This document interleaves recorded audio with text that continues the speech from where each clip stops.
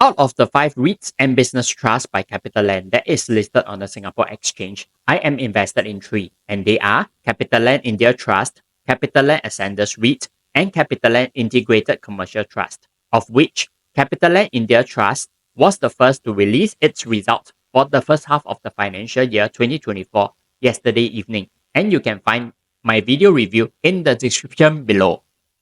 CapitaLand Integrated Commercial Trust will be releasing its results on 13 August. Today, my focus is on CapitaLand Ascendas REIT, which have just released its results shortly after market hours this evening. And in this video, you will find my review of its latest results in terms of its financial figures, portfolio occupancy and debt profile, as well as its distribution payout to unit holders. Let's get started. A quick introduction about the REIT for those of you who may be hearing about it for the very first time. CapitaLand Ascendas REIT, or CLAR for short, was Singapore's first and largest business space and industrial REIT when it was listed on the Singapore Exchange in November 2022. The REIT focuses in investing in income-producing properties used for business space, life science, logistics, industrial, and data center purposes. Currently, its portfolio comprises 229 properties located in Singapore, Australia, the United States, as well as in the United Kingdom and Europe, with a total assets under management at 16.9 billion Singapore dollars. CLAR's financial results for the first half of the financial year 2024 was very much within my expectations, where both its gross revenue and net property income was up by a mid-single-digit percentage compared to last year.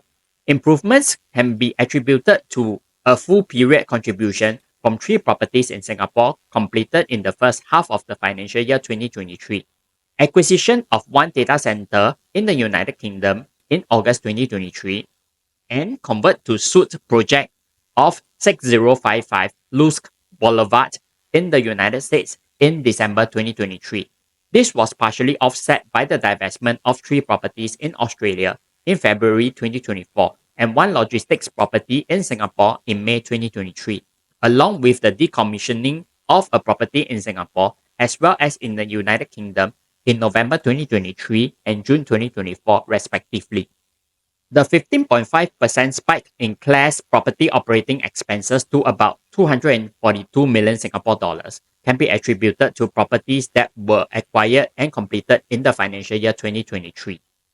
Finally, the REIT's distribution payout to unit holders inched up by just 1% to around 331 million Singapore dollars due to a higher net property income, partially offset by a higher interest expense. When it comes to reviewing a REIT's portfolio occupancy profile, my preference is to compare the statistics reported for the current quarter under review against that reported in the previous quarter 3 months ago. Here is CLAR's portfolio occupancy profile reported for the second quarter of the financial year 2024 compared against the first quarter.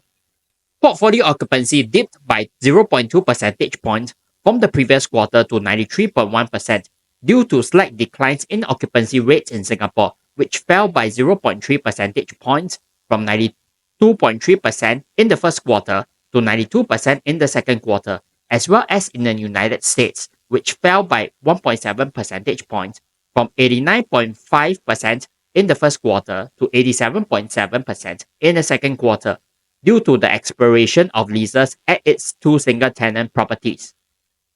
Rental reversions for new and renewed leases are also maintained at positive percentages, which is very resilient. Finally, lease expiries are also well spread out in the years ahead. In the second half of the financial year 2024, only 7% of leases are due for renewal. Between the financial years 2025 and 2027, it has about 90% of leases due for renewal each year, with about 36% of leases due for renewal only in the financial year 2028 or later. Moving on to looking at CLAR's debt profile, just like how I have looked at its portfolio occupancy in the previous slide, I will be comparing the statistics reported for the current quarter against that reported in the previous quarter.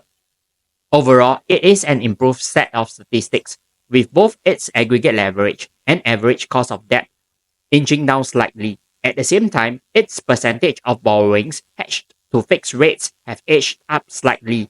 As far as its aggregate leverage is concerned, at 37.8%, I consider it to be at a healthy level.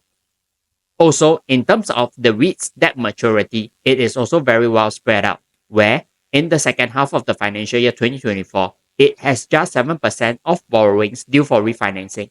Over the next 5 years, between the financial years 2025 and 2029, it has about 14.5% of borrowings due for refinancing each year, with about 20% of borrowings due for refinancing only in the financial year 2029 or later. CLAR's management declares a distribution payout to unit holders on a half-yearly basis, once when it releases its financial results for the first half of the year, and once when it releases its financial results for the second half of the year. For the first half of the financial year 2024, its distribution payout have declined by about 2.5% to 7.524 cents per unit, due to a 3.7% increase in its unit base. If you are a unit holder of the REIT, do take note of the dates on its distribution payout. Overall, I must say that CLAR's latest results for the first half of the financial year 2024 is a stable one, with its gross revenue and net property income growing by around a mid-single digit percentage, which is very much within my expectation. Even though the REIT's portfolio occupancy dipped slightly from 93.3% in the first quarter to 93.1% in the second quarter, but it is still a very strong one, with positive rental reversions recorded for new and renewed leases in the second quarter. Lease expiries in the coming years ahead is also very well spread out.